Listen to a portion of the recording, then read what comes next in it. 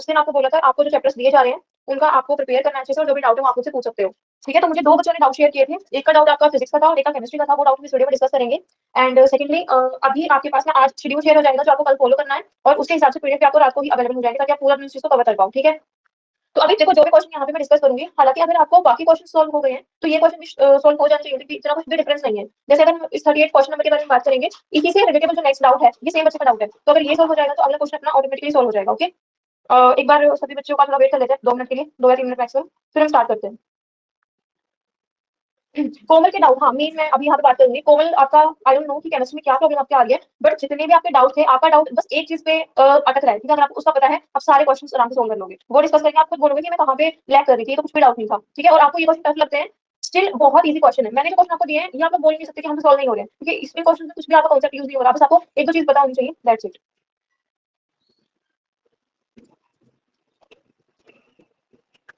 Start करें। ये physics के डाउट किसने पूछे थे, एक बार मेरे को नाम बताओ। अच्छा लग रहा होगा, पता नहीं कितना ही टफ क्वेश्चन है ये, बट बहुत इजी क्वेश्चन है, जस्ट पढ़ो एंड सोल्व करने की कोशिश करो। ठीक है, क्या बोला है, a physical quantity of dimension of length. यहाँ पे एक तो ये चीज ध्यान में रखनी है कि हमें किसके रिस्पेक्ट में करना है, लेंथ के, that can be found out of C G and this quantity. C is velocity of light, G is universal constant and E is charge. यहाँ पे ई क्या है, चार्ज है, ये आपको पता है क्या होता है, एप्सिलॉन नॉट होता है। ठीक है, अभी आप लोगों को यहाँ पे क्या डाउट आ रहा होगा कि हमें ये ई बाई 4 पाई एप्सिलॉन ये क्या है, इसको हम कैसे करेंगे। बहुत इजी है, अभी देखो आपको पता है ना फोर्स क्या होता है, F इज इक्वल टू के Q1 Q2 upon R square, ये सबको पता है इस फॉर्मूले के बारे में। अभी यहाँ से देखो, अगर हम चार्ज को ई पुट करते हैं तो ये क्या हो जाएगा, के क्यू अपॉन आर स्क्वायर, ये क्या होता है आपका 1/4 पाई एप्सिलॉन नॉट। ठीक है, सो यहाँ पे आप क्या लिखोगे, Q square upon 4 pi epsilon not, ठीक है, इंटू आर स्क्वायर, ये आपका एफ के इक्वल होगा। अब ई यहाँ जो चार्ज है वो हम ई पुट कर सकते हैं, बिकॉज यहाँ पे बोला है ई क्या है, हमारा चार्ज है, तो E square by 4 pi epsilon not into R square, ये क्या हो जाएगा, फोर्स। अब हमें क्या चाहिए, हमें ये क्वांटिटी चाहिए, क्योंकि हमारे क्वेश्चन में ये क्वांटिटी गिवन है, इसका हमें डायमेंशनल फॉर्मूला पता होना चाहिए। आर को उधर ले जाएंगे तो एफ डॉट आर स्क्वायर का जो डायमेंशनल फॉर्मूला होगा वो इसके इक्वल हो जाएगा। अब आपको पता है ये क्या है, सी क्या वेलोसिटी ऑफ लाइट है, ये LT-1 होगा, बहुत इजी है। यूनिवर्सल गैस यूनिवर्सल कांस्टेंट का कैसे निकालोगे, F is equal to G m1 m2 upon R square. अब यहाँ से ये नहीं आ सकता, बस वैल्यू पुट करनी है, क्या लगाओगे, लेंथ है जो हमारी वो प्रोपोर्शनल है, इसलिए बोला उसने सी, इसको ए मान लो, फिर जी के है तो यहाँ पे जी लिख के इसको बी मानो। थर्ड ये क्वांटिटी गिवन थी, E square by 4 pi epsilon not, इसको हम सी मान लेंगे, जस्ट इनके डायमेंशनल फॉर्मूला पुट करके जैसे बाकी क्वेश्चन सॉल्व किए सेम है।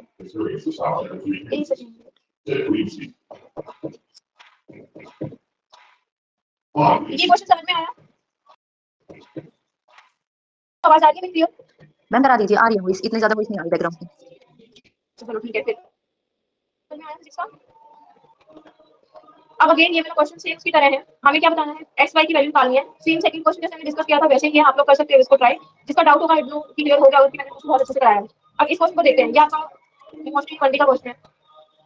अब our known speed of 40 km per hour can be stopped at night brake at least 2 meters. The same car is moving with speed of 80. What is the minimum stopping distance? यहाँ पे देखो हमारी car है move कर रही है speed से, अब ब्रेक अप्लाई हो रहे हैं तो वो 2 मीटर की ब्रेक में अप्लाई किए तो वो 2 मीटर तक जाके रुकती है। ठीक है, अब वो सेम कार अगर हम 80 किलोमीटर की स्पीड से चला रहे हैं तो हमें बताना है स्टॉपिंग डिस्टेंस, जो ये वाली डिस्टेंस है स्टॉप करने के बाद आगे कितनी तक जाएगी वो हमें कैलकुलेट करना है, क्या रहेगी। तो सिंपल सा है, आपको मोशन की आपकी इक्वेशन आती है, उसमें से सिंपल इक्वेशन पुट करेंगे, v square is equal to u v minus v square minus u square is equal to 2as। ठीक है, यहाँ पे देखो कार मूव कर रही है, यहाँ पे मेन कॉन्सेप्ट आपको लगना है, क्योंकि हमारी हम गाड़ी को क्या कर रहे हैं, रोक रहे हैं, तो जो फाइनल वेलोसिटी है दोनों केसेस में जीरो होगी। ठीक है, इनिशियल वेलोसिटी हमारे पास कितनी है, फर्स्ट केस में 40 किलोमीटर है, तो हम यहाँ पे फाइनल तो हमारी जीरो है, माइनस 40 पुट करेंगे, 40 का square is equal to 2a। अब हमारे पास s क्या है, स्टॉपिंग डिस्टेंस कितनी है यहाँ पे 2 मीटर है, तो यहाँ पे 2 पुट कर देंगे, यहाँ से हम किसकी वैल्यू निकालेंगे, एक्सेलरेशन की वैल्यू फाइंड आउट करेंगे। Okay, again same equation put करेंगे, v minus u square is equal to 2as। अब मैंने बोला था इनिशियल वेलोसिटी जो आपकी यहाँ पे गिवन है दोनों केसेस में 40 किलोमीटर पहले में थी, 80 किलोमीटर दूसरे में, तो ये पुट करोगे कितनी आएगी, 80 का स्क्वायर, और फाइनल दोनों केस में जीरो है क्योंकि आपका ब्रेक लग रहा है, तो फाइनली आपको जीरो होगी, तो जीरो। अब यहाँ पे 2a की वैल्यू जो यहाँ पे आई है वो पुट करोगे। ठीक है, और s हमें क्या करना है, कैलकुलेट करना है। सिंपल है, अगर आपको कैलकुलेशन आती है तो कैलकुलेशन आपको सिर्फ प्रैक्टिस से आ सकती है, वो आपको कोई और सिखा नहीं सकता। अब निकालोगे इसको उसको आगे, क्योंकि आपको सिर्फ कैलकुलेट करना है, पता चल कैसे सॉल्व हुआ है।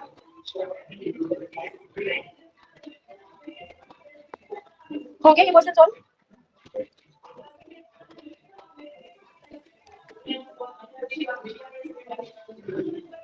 चलिए आगे मूव करते हैं, नेक्स्ट 38 क्वेश्चन है। अब body drop from a height h with initial velocity 0, initial velocity क्या है हमारी, 0 है। Strike the ground with velocity of 3 metre पर सेकंड, जब वो ग्राउंड से स्ट्राइक करती है तो उसकी वेलोसिटी 3 मीटर पर सेकंड होती है। अगर बैकग्राउंड का म्यूजिक ज्यादा आ रहा हो तो एक बार मुझे बता देना, ठीक है। Another body of same mass drop from the same height, अब एक और है सेम बॉडी सेम मास की, बट उसको हम कुछ वेलोसिटी से डालते हैं नीचे। पहले क्या थी, हमने इनिशियल वेलोसिटी उसको 0 लिखी थी, बट अब की बार हम 4 मीटर पर सेकंड से डाल रहे हैं, तो उसकी फाइनल वेलोसिटी हमें बतानी कितनी होगी, क्योंकि इसकी फाइनल वेलोसिटी हमारी 3 मीटर पर सेकंड थी।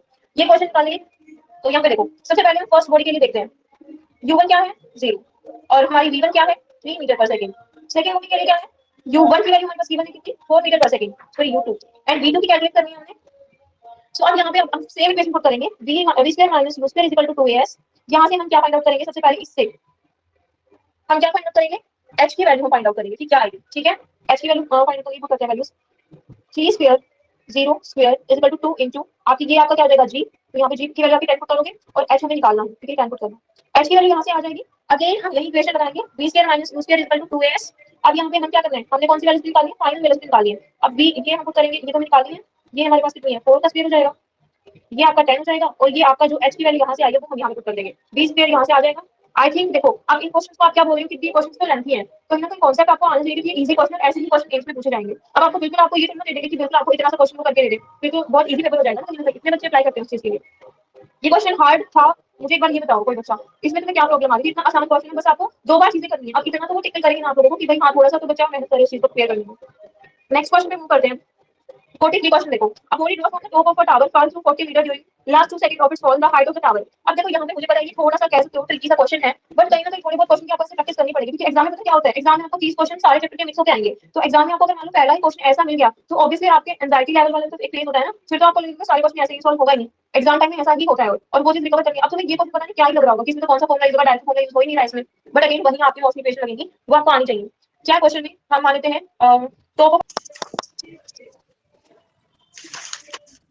अगर इस मूवी का long straight road with a uniform acceleration it passes through 2 point P and Q separated by distance, velocity P point कितनी है Q पॉइंट कितनी है, तो वेलोसिटी ऑफ कार मिड मतलब हम इसका मिड पॉइंट बताना है कि आपकी वेलोसिटी कितनी होगी। एक पॉइंट ये है P और एक पॉइंट ये है Q, इसका मिड पॉइंट मान लो ये L है, ठीक है। और ये टोटल डिस्टेंस आपकी कितनी है S हमने कवर कर ली। यहाँ वेलोसिटी हमारी कितनी है 30 किलोमीटर पर आवर है, यहाँ वेलोसिटी कितनी है 40 किलोमीटर पर आवर है। वो कह रहा है कि यहाँ पे वेलोसिटी कितनी होगी, ठीक है। यहाँ पे हम सेम इक्वेशन पुट करेंगे v square minus u square is equal to 2as, ठीक है।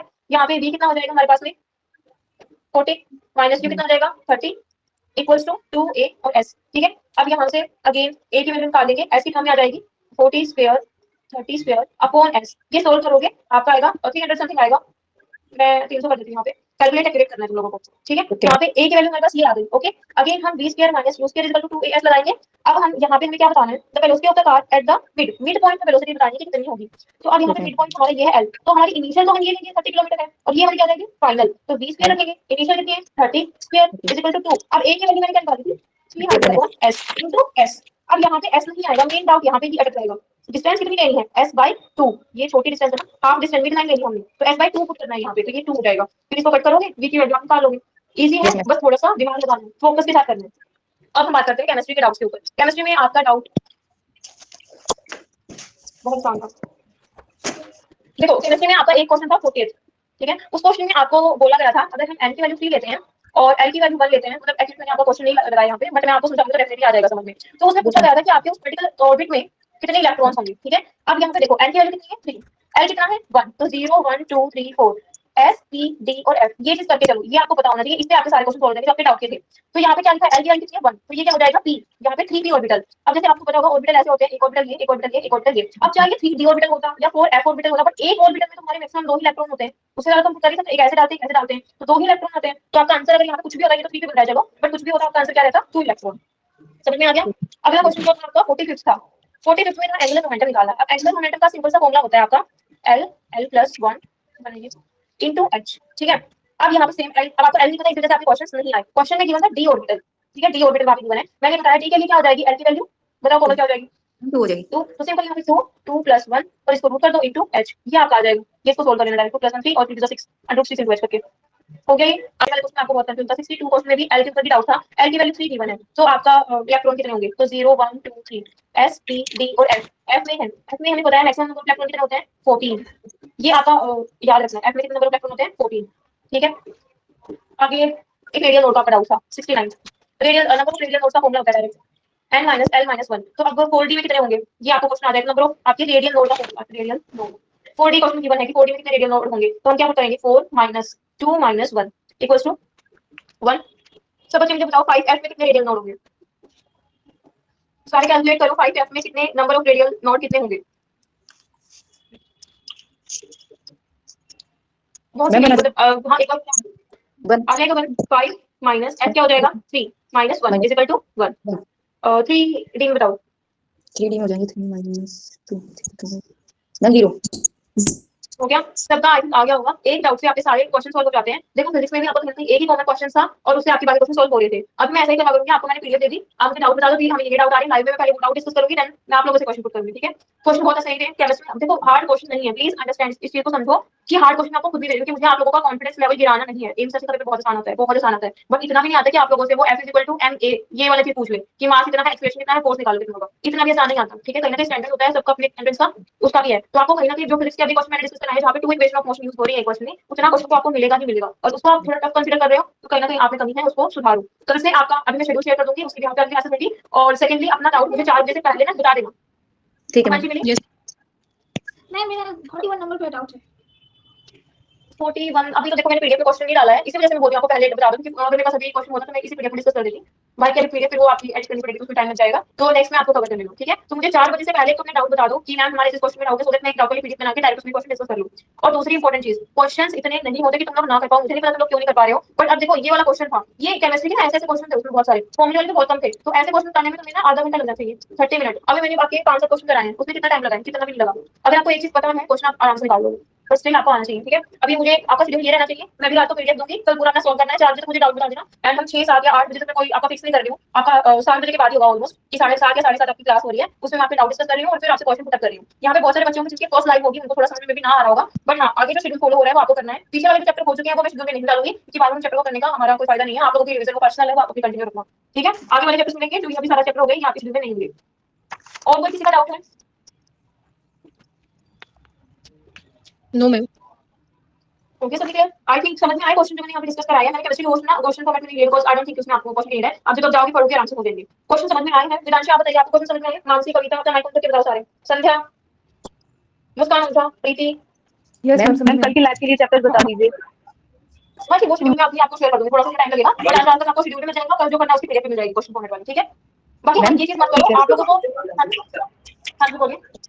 मैम किसी नंबर दे रखा है किसी का सॉरी एटॉमिक मास दे रखा है, तो मैम उसके वैलेंस इलेक्ट्रॉन कैसे फाइंड होंगे? जैसे इसमें एक क्वेश्चन में Z = 37 दिया हुआ है और इसमें वैलेंस इलेक्ट्रॉन पूछा है रुबिडियम के, मैम ये कैसे होगा? अच्छा आपको आई थिंक वो क्वेश्चन मैंने लिया नहीं बिकॉज़ वो डायरेक्ट इलेक्ट्रॉनिक कॉन्फ़िगरेशन वाला क्वेश्चन था। इलेक्ट्रॉनिक कॉन्फ़िगरेशन आती है, आप निकालोगे वैलेंस इलेक्ट्रॉन का मतलब होता है मेनली आपका जैसे ऑर्बिटल ना, ये हम इसको फिल करते हैं तो जो हमारे पेयर नहीं होते हम उसको कंसीडर करते हैं, ठीक है। तो आप अगर आपको मेनली इलेक्ट्रॉनिक कॉन्फ़िगरेशन होना चाहिए उसके लिए आराम से आप सॉल्व करो। मैम इसमें पहले इलेक्ट्रॉनिक कॉन्फ़िगरेशन करनी है 37 की हाँ और जी उसके बाद 37 क्वेश्चन। नहीं मैम इसमें ना Z = 37 रुबिडियम का और वैलेंस और इलेक्ट्रॉन ये हम नेक्स्ट में हम इसी को कवर कर लेंगे बिकॉज़ एक्यूरेट क्वेश्चन मेरे पास नहीं है, तो हम इसको नेक्स्ट में कवर कर लेंगे, ठीक है। ठीक है। और बाकी केमिस्ट्री के क्वेश्चन आई थिंक आपका थोड़े से डाउट है, अगर आप थोड़ा सा इंप्रूव करोगे केमिस्ट्री में आपको प्रॉब्लम नहीं आएगी। केमिस्ट्री आपको फिजिक्स से भी आसान लगेगी, कोमल की फिजिक्स अच्छी है, बाकी बच्चों को पता होना चाहिए।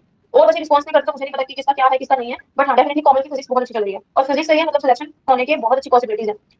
चलिए ओके आगे हम मैं शेड्यूल प्रोवाइड कर दूंगी, उसके लिए आप कर लेना, ठीक है। थैंक यू फॉर कमिंग और प्लीज थोड़ा सा रिस्पॉन्स किया करो। कल वाले चैप्टर में बता दूंगी, ठीक है। अभी अभी बताऊंगी फिर आप वीडियो में आपको पता चल जाएगा। मैम माइक ओपन नहीं हो रहा है, माइक ऑफ। हाँ कल से रेगुलर होगी, अभी मेरे पास टाइम नहीं था तो इस वजह से मैं नहीं ले पाई, बट कल से रेगुलर क्लास होगी, ओके। ओके मैम थैंक इस यू मैम। नंबर n = 3 दिया है तो उसमें मैक्सिमम नंबर ऑफ इलेक्ट्रॉन्स कैसे फाइंड होगा? L इज इक्वल टू कितना दिया है? l = 3 एजीमुथल क्वांटम नंबर के लिए। मैम 14 इलेक्ट्रॉन आ L इज जाएंगे। Equal to 3। अब 0 1 2 3 S P D और F। F शेल में मैक्सिमम नंबर ऑफ इलेक्ट्रॉन कितने होते हैं? 14 होते हैं। मैम यस अब मैम। ये है ना, तो ये इजी क्वेश्चन होते हैं बहुत। ओके तो मैम। ये हो गया सबका सॉल्व। और मैम एक spherical modes in 3p orbitals 69 अब नंबर इसके बारे में क्वेश्चन बोलिए। है।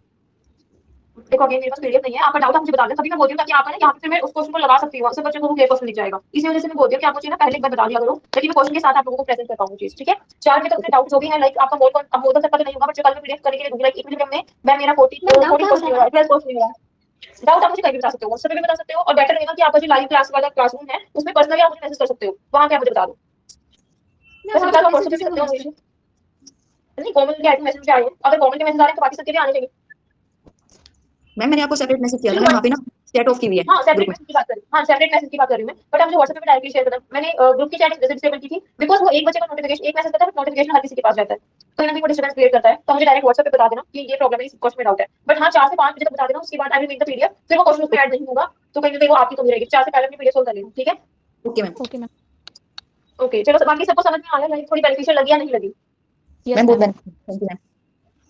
ठीक है चलो okay okay ma'am. Thank you ma'am. हाँ जी।